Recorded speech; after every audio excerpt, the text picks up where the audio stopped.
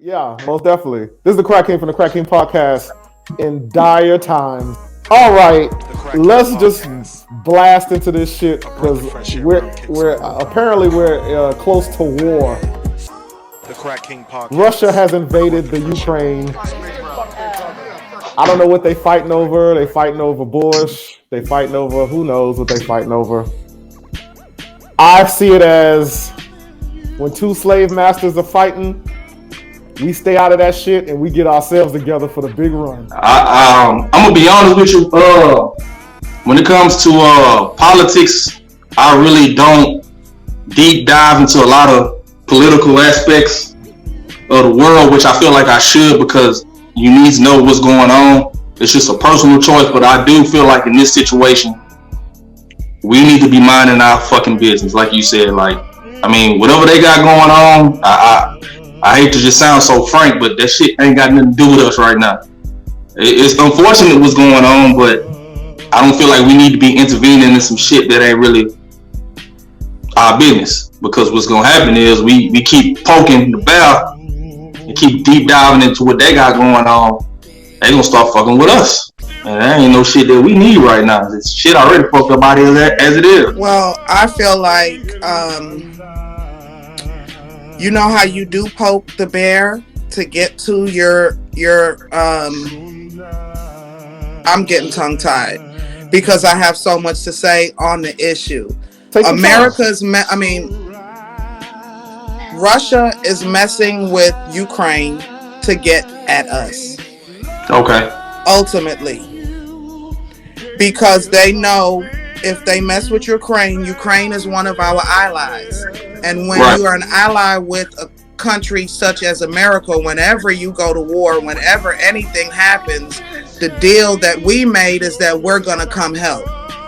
Right. So they knew we were going to have to use our resources.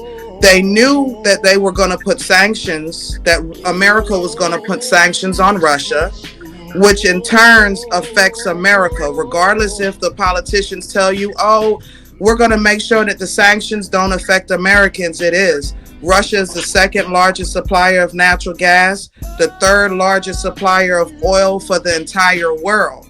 So if we cut them out and our ally countries cut them out, that makes us have to dig deeper in our pockets, and it transfers to the citizens, which is us. As of now, Russia is not the superpower they used to be, you know, because I grew up in the 80s. I think once they take over Ukraine, they're going to be back to what they was back in the 80s. And that's what they want. Because Russia, because of democracy, has been totally, utterly destroyed. Not powerful at all. And with them taking over Ukraine, it's the workers that's going to work their refineries and all of their sweatshops or whatever they got over there to build their economy. I know everybody hates Trump, but I did agree with him on that. Whereas we need to keep our resources and build our factories and build our clothes and make our clothes in America. Yeah. And to go even deeper, the black community, we need to keep our dollars in our community, and we need to have our infrastructure on point just in case we do got to take to the streets. What a lot of people don't know too is the new way to fight war is through biochemicals.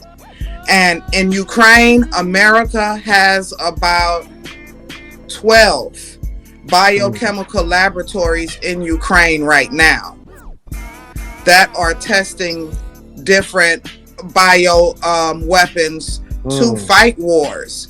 And I think Russia, that's a motivation for Russia to get us out of Ukraine with those labs.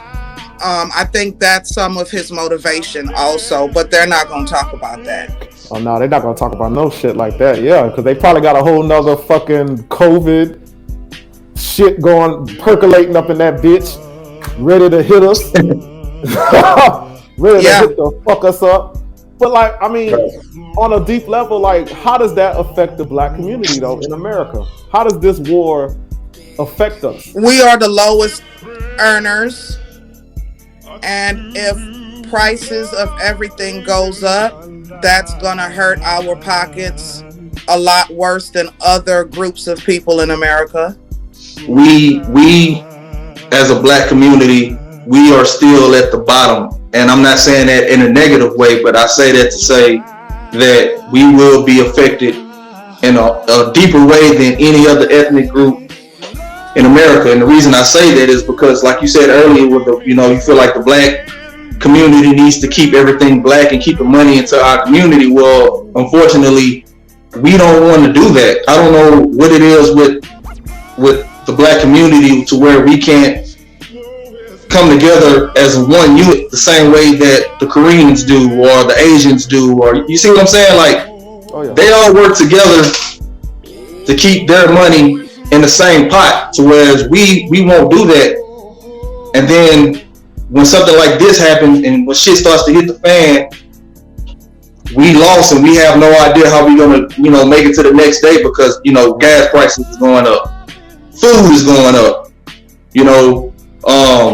and like she said, we're at pretty much at the bottom financially because we don't have nothing, or we already don't have much to put into the pot anyway, because we just won't work together. That's just my personal opinion on it. But I mean, it's systemic though, because and we do talk about, like, I hear a lot of black people say, hey, why we not like the Mexicans? Why we not like the Chinese? It's because they didn't go through the type of slavery we went through, the slavery of the mind, the body, and the spirit. And it's like they put that shit into us that white ice is better than black ice. Black wealth is fairly new. Yeah. And when you have something you've never had before, how do you maneuver if you don't know how? You think that, that may be a reason why anytime somebody mentions Mansa Musa, that's his name, right?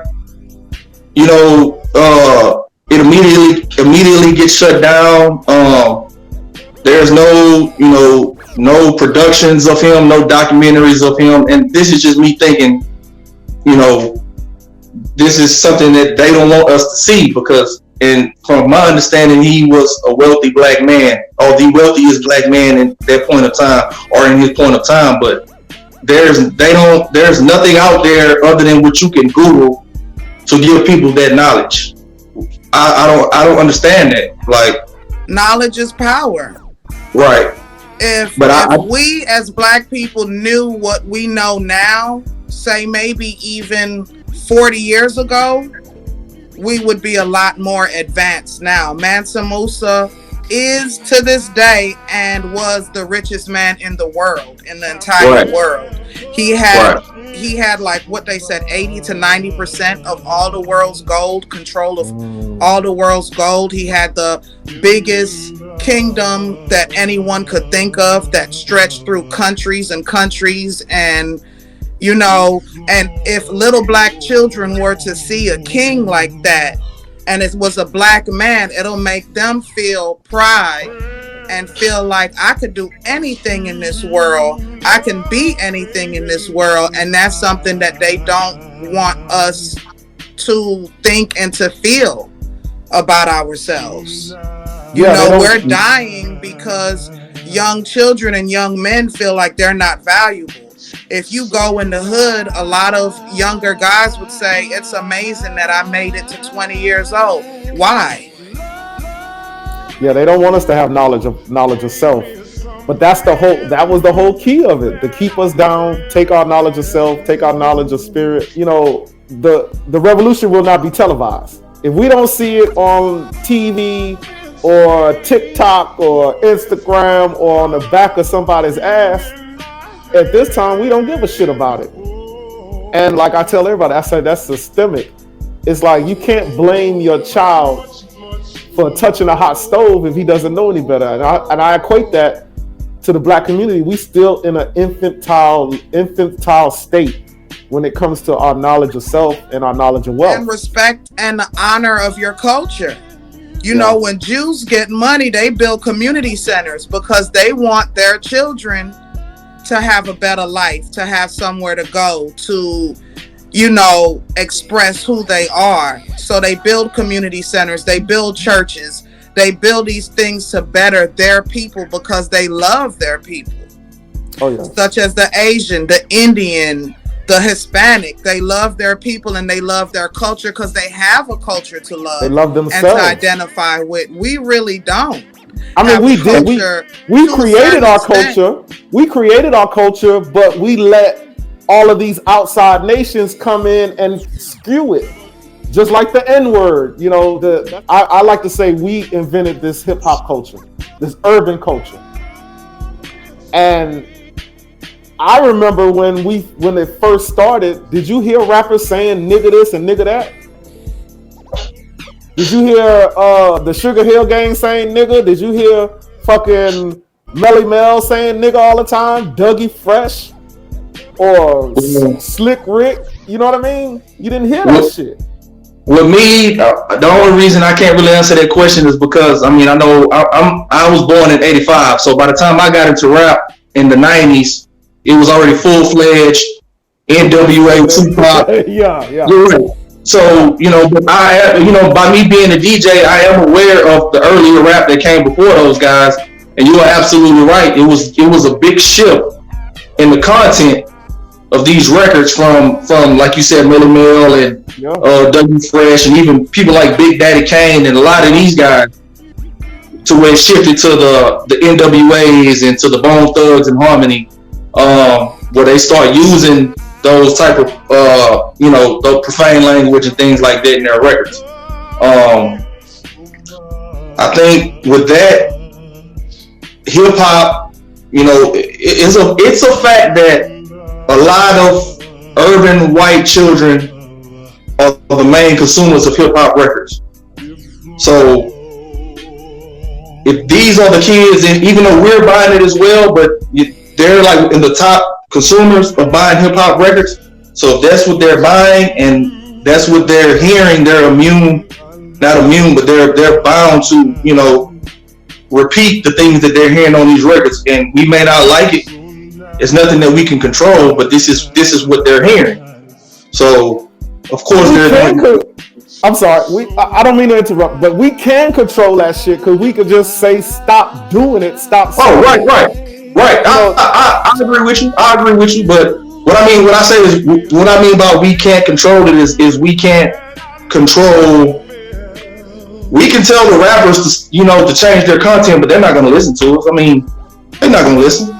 They're not going to change their content because we're not supplying the funds, and we're not putting them out because they're going outside to other people to get record deals. They're going to these white people. They're going to these Mexicans. They're going to whoever, Chinese or whatever, that's controlling our fucking musical culture.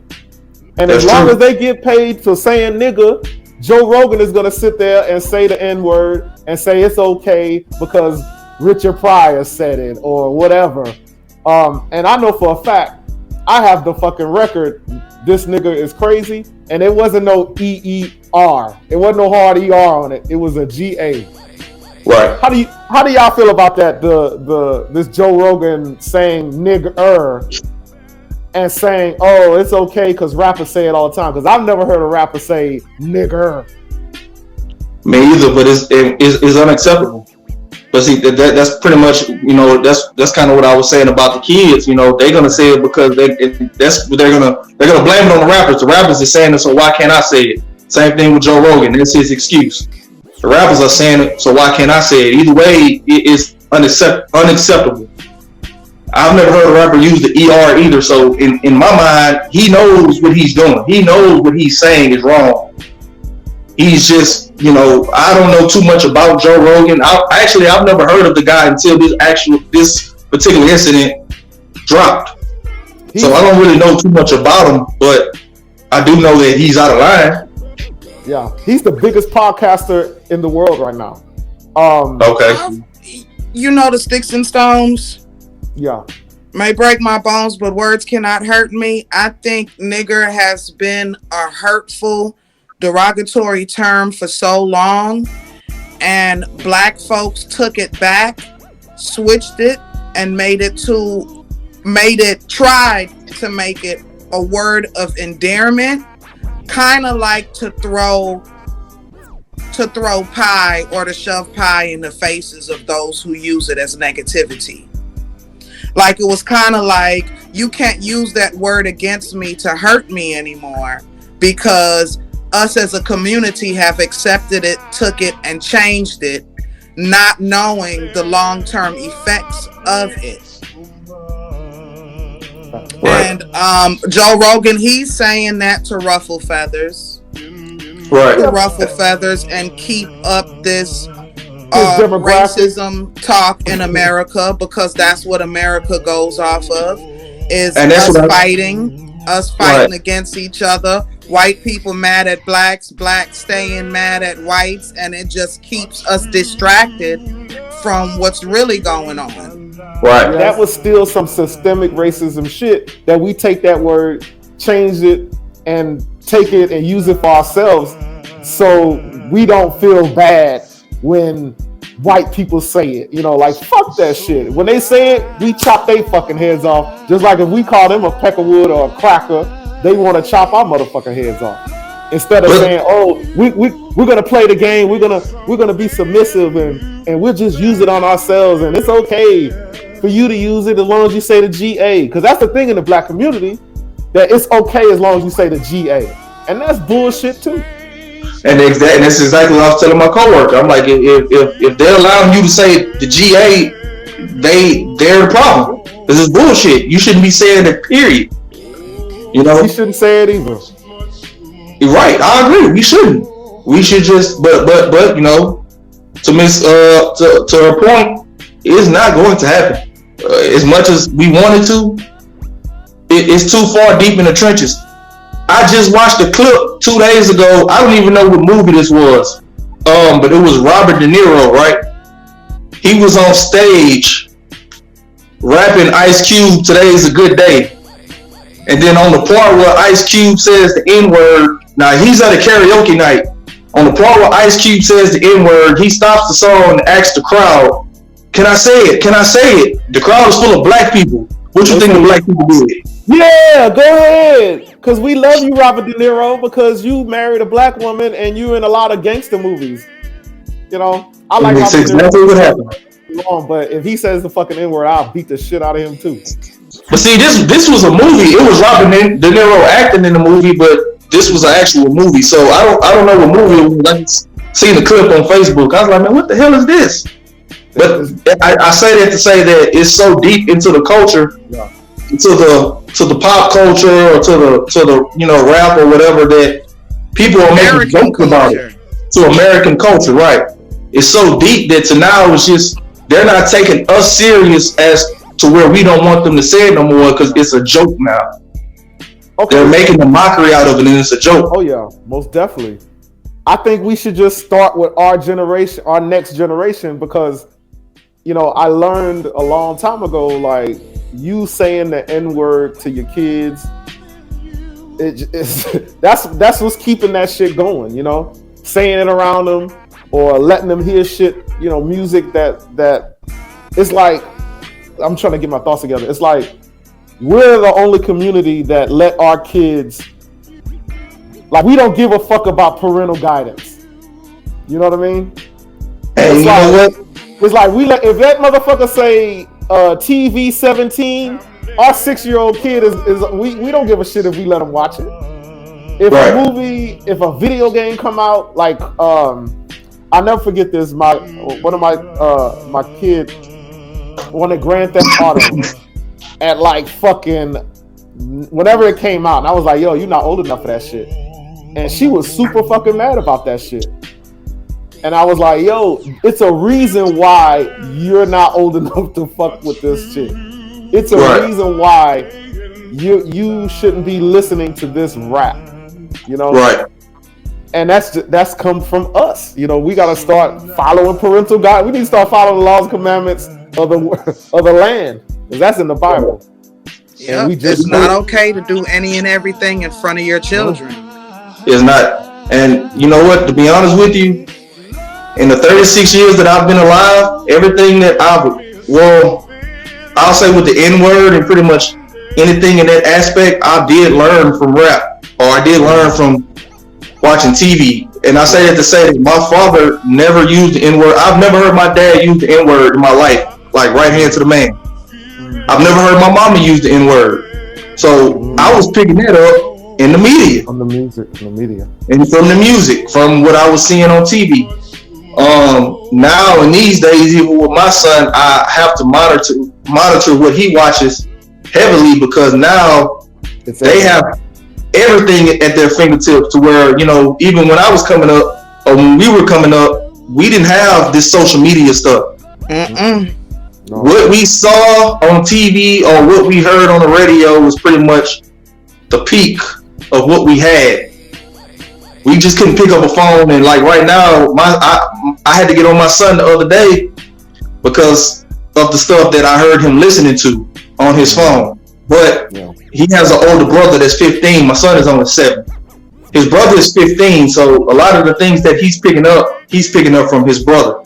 Yeah. I can't control his brother because the brother's not my child. He doesn't live with me, but I had to call him and talk to him and say, hey, I need you to tone down the things that you're listening to when my son is back at home with his mom, because he's picking it up from you. I don't even listen to rap in front of my son. When we in the car, it's straight R&B all the time. Bro, let me ask you something. Did you get pushback from him when you talked to him? No, I didn't. And there's nothing wrong with that, bro. It shouldn't be. It's like our community is always like that, like, oh, he's not my child. And I'm not faulting you for that, because you stood up like a man, you talked to him like a man with respect. Right. But when did we stop being the village that raised? Right. Well, you know what I mean? the reason I said it like that is because, you know, his brother, me and his brother still have that bond, because, you know, me and his brother, I was married to his mom, but we're not married anymore. But you know, he's been in my life since he was 6 years old, and he's about to be 16, so about 10 years.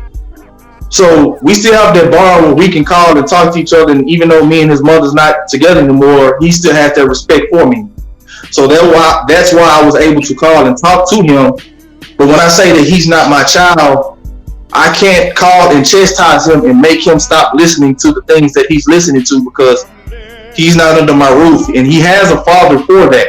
Yeah. Now, the only thing that, like I said, that I can do is ask him to tone it down when my son is around. But I can't call and regulate and say, hey, you need to just stop listening to this music, period, because that's when I feel like I am going to get that pushback from him. Yeah. And it's honestly not my place to just, you know, ultimately tell him this is not what you're going to listen to no more. I can't do it. I can do that with my son, but it's not my place to try to chastise him to ultimately stop just, you know, listen. But he's 15. When I was 15, I was doing the same stuff. I'm not saying it's right, but I know the phase that he's going through, things that he's listening to. He's a sophomore in high school, so he's going through that phase. But I just want him to be respectful to my son, because my son is picking up on these things, and he's only 7. That's not what I want for him. I want to say this real quick, and I'm gonna let Uhuru get in on this one. I feel like in our community, just like you say, when you were 16, I feel like it's okay for another prominent black man or black figure, you know, not to be disrespectful, say, hey, don't be listening to this and woo, but talk to him. You know what I mean? Right. If somebody would have talked to me that wasn't my father when I was doing stuff that he didn't see, I probably wouldn't be in certain situations or went through certain situations. What I'm saying is like our community has gotten away from that village mentality. And that's the problem. Like, it should be okay for you to say, hey, you have direct influence on my son.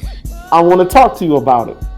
Right. Because I, no matter who I am, have direct influence on him. It's like each one teach one. And it's like I don't know, you know, we'll segue. I don't want to blame. I'm going to just say I blame the black mother on that, where other males can't come in and say, hey, this is not right, without getting, oh, that's not your son, don't worry about it. Actually agree. I think it starts at home, and you should teach your children to respect all elders. all elders, whether they're your family or not. If a grown person is telling you something, 9 out of 10, they're telling you something for your own good. And your child should be able to distinguish between something that's not okay and something that is okay. And teach them that when someone is correcting you, it's nothing negative, that they're actually looking out for you. Right. And I was watching a podcast the other day where guys were like, there's no reward in being a stepfather.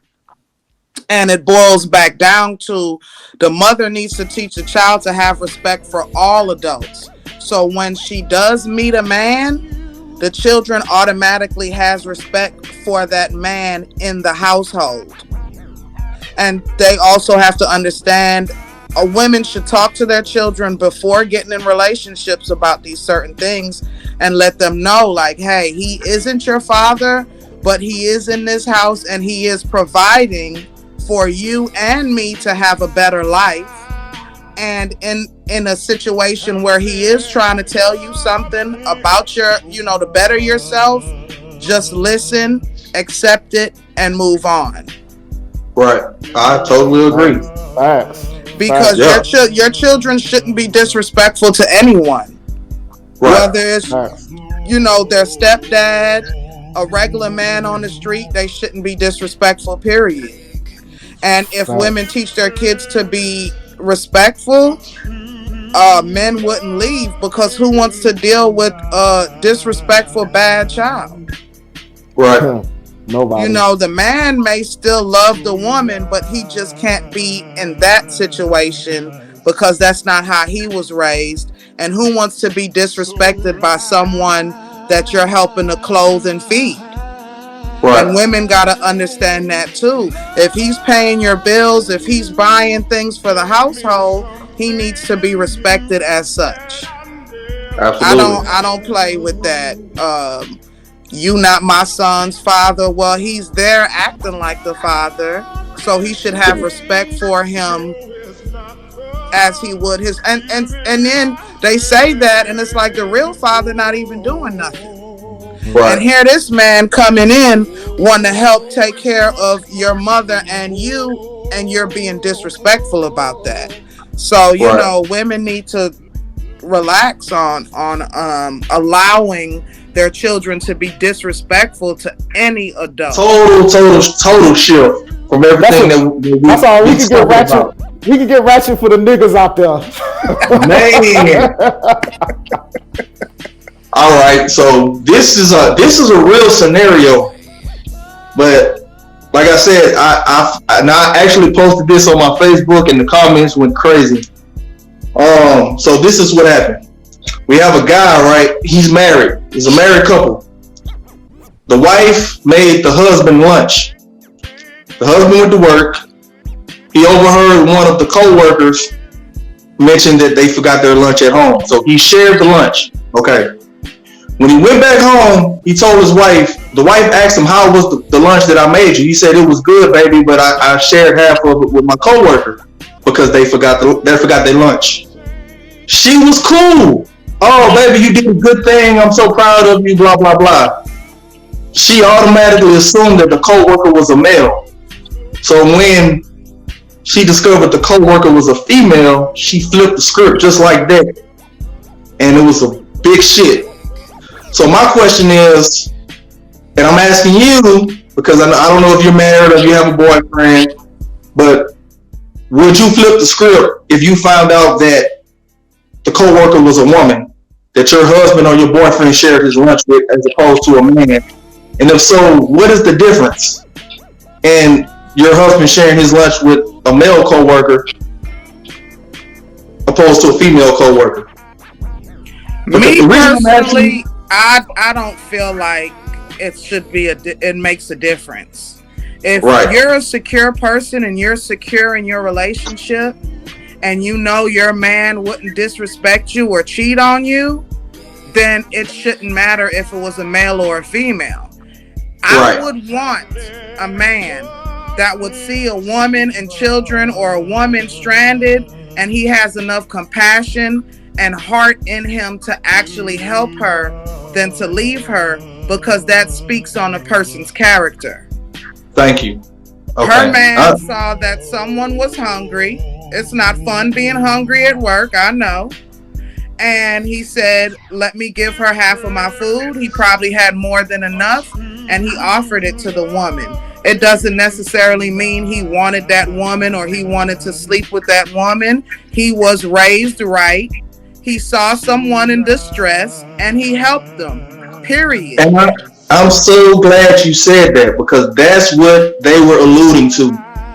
The women on my comments were alluding to anytime a man does anything for a co-worker at work and she's a woman, or vice versa, that they want to sleep with each other, that they're having relations, that they secretly want to be with each other. And I'm trying to get these people to understand that it's nice people in the world that like to help people out. It has nothing to do with sex. It has nothing to do with a relationship. The man shared his lunch because he had more than enough, and he shared his lunch with someone that was in need. Mm-hmm. How does that equate to them wanting to have relations? I will never understand that. Well, and they were actually attacking me for that. Like, they were really attacking me, saying that I don't get it, and I'm not a woman, so I won't understand. But I'm like, what is there to understand? Because those same women were saying that it would be, like I said earlier, they were saying that it would be okay if it was a man, but since it was a woman, their radar automatically went off that he wants to sleep with her. Oh, he shared her lunch, he must want to have sex with her. Like, to me, that logic is just like dumb. Well, I would have flipped the script and asked women, if you were stranded and you were married and you were stranded on the road and a man came to help you, would you say, no, I'm gonna wait for a woman to help me? Right. Or would I should accept that help? Yeah, you know what? Knowing some of the women that was coming, they probably would say that, because they was just, their mind frame is just so off. I was just in awe reading the comments, and then they started attacking me because I said that I felt like a lot of them weren't secure in their relationship. So then that opened up a whole. But I mean, I feel like if you're getting mad at me saying that, it must be true. They're not secure as a person, period. Well, I'm gonna play devil's advocate, because if I make a meal for my wife or girlfriend, and she sits down and shares her meal with a guy at work, because let's just be honest, you're not gonna just share your meal with just Terry, the new guy. It's somebody that you conversate with. It's somebody you work with. I get it. But the kicker is not the fact that you gave the meal away. It's you sharing a meal with somebody. It's almost like a date. It's like y'all talking. And that's when the insecurity comes in. Because everybody's insecure. Don't get me wrong. Everybody's insecure about something. Right. But it's almost a meal with somebody is intimate. But I don't care how you slice it. Even if me and my homeboy is sharing a hero sandwich, we talking about, man, when we come up, we gonna be eating lobster. But check this out. Intimately talking about shit that we care about. But look, check this out, bro. Check this out. And I hear what you're saying, but like I told them, just because he shared the meal does not mean that they sat down at the same table, right, that they're talking, that they're having a conversation. He may have got a plate, put the food on the plate, gave it to him, went on about his business. People just automatically, but that's my point. People automatically assume just because you share a meal that they're having candlelight, there's flowers all over the place, they're sitting at the table holding hands. That's not the case. People assume that, and that's where the problem comes in when you make those assumptions. Not saying you, but I'm just saying in general. Oh yeah, most definitely. And I don't think he would have told his wife if there was any ill intent. Because why would you tell yourself? That's like going home and saying, "Baby, I cheat on you at lunch today. What you gonna do about it?" He not that crazy. But sometimes you do say things like that to throw people off. I've had that done to me before, where they like, oh, that person is whatever, my work husband, and then months later they fucking and they act like they really married couple. See, that's a whole. See, my wife could. Well, I'm not married no more, but if my past wife would have came home and told me anything about a work husband, see, that's totally different. You don't play with shit like that. You don't come home and tell your husband, "Oh, that's just my work husband." Nah, see, now, okay, Shit, something like people that do that shit all the time, man. and that shit is stupid as fuck to me because you don't play like that. If that's really your work husband and that's what y'all want to be, you might as well go ahead and be with him. Or if that's what you're gonna do, keep that shit to yourself. Don't tell on yourself, but don't come home and pass it off as a joke because see, that's something that you don't play with. Because I'm not gonna lie, see, that's where my insecurities come in. Because I'm like, okay, this is your work husband. What else are y'all doing? What are y'all talking about? You making a joke about it, but this is not funny to me. But because see, that goes into the culture of a job. Like when you hear work husband or work wife, that's like an office setting. Like just like the setting you were talking about, that might have been like I don't know where you work at. I think you like a refinery work or general labor, whatever. That's a different culture in itself. I just have so much to say. I don't know. Have you ever had a work husband? Huh? Have you ever had a work husband? I wouldn't call him a work husband. It's just a friend. Okay. Well, and then people do need to realize that the words that they use does have an effect. Yeah. If you're married, you shouldn't call anything or anyone else a husband except for your real husband. And same as your wife. You shouldn't refer to, even in a joking matter, to any other woman as a wife if you have one, except your wife. So it's like sometimes you just got to go down to the basics. Like, let's not even start the foolishness so it won't even be nothing to talk about. Right. You know, have respect for your spouse, whether you're in front of their face or not. And you won't have these problems. How do you feel about Kanye West rapping about beating the shit out of his are they divorced yet? Let's get to that first. Are they divorced yet? No. Okay. But he knew his wife was a hoe before he married her, so what do you expect from a hoe? You're absolutely correct about that. Well, I mean, you know, that was his wife. He married her. He got 4 kids for her. Legally, they're still married. Everybody's saying that he's being stalkerish and is toxic or whatever. And I get that. But if you've been told, because I hear a lot of people, because before they start calling him toxic, they was telling him, do whatever you got to do to get your wife back. Do whatever you got to do to get your family back. Because a lot of times people tell the black male that shit and we run with it thinking there's still a chance, and we end up looking like the stalker and the fucking aggressor, and that's what he's looking like right now. Yeah, I think his methods are a little unorthodox, but I mean, I'm gonna be honest with you, Kanye. I've been a big Kanye fan since the beginning, so in my eyes, I mean, wrong is wrong. I'm never gonna cape for something that's not right. It's an unfortunate situation, but I'm gonna just say I'm rooting for him. That's all I can say. I just wish he changed his methods of how he's going about trying to resolve this situation. I don't feel bad for him saying he want to beat Pete Davidson up, because Pete Davidson. See, when you have situations like this, Pete Davidson was around when they were married, and now they're dating. I hate shit like that. I hate when I see these celebrities get with people after they divorce somebody. They get with somebody that was already in the circle. So in my eyes, it makes me feel like y'all already had some shit planned, or y'all already had some shit going on to where it was ready to jump off as soon as you divorce this person. So I don't feel bad for him wanting to beat the shit out of Pete Davidson. I really don't. Well, what about the phrase, don't check the pimp, the player, check the hoe? Say that again? That's the saying, right? Don't check the pimp or the player, check the hoe. I mean, he didn't he said for that shit. He be checking for that shit. Because if he was in their circle and when they having trouble, all of a sudden he jumps in, that's her. You know what I mean? That's true. I blame both of them. Like, you know, yeah. Like Mr. Uhuru said, he knew that when he married, he already knew what time it was. But I don't know. I just feel like man, that's just too much going on over there. She shared his lunch. She shared her lunch with Pete Davidson. That's what happened. Hey, but you know what?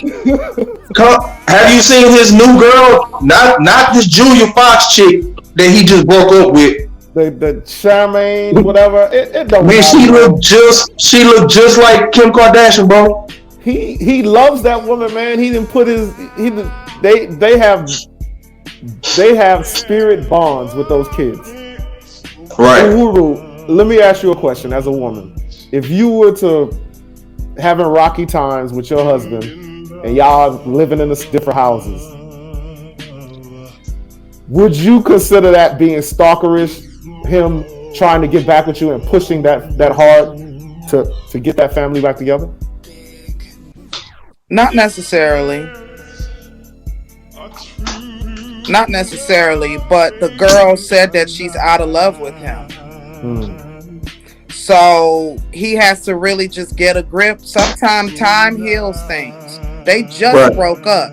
Yeah. She's not going to just turn around and change her mind. So he has to give her some time to figure it out, and he got to give himself some time. He might be craving her now, but a year from now, he might not even be worried about her no more. So it's just time heals everything.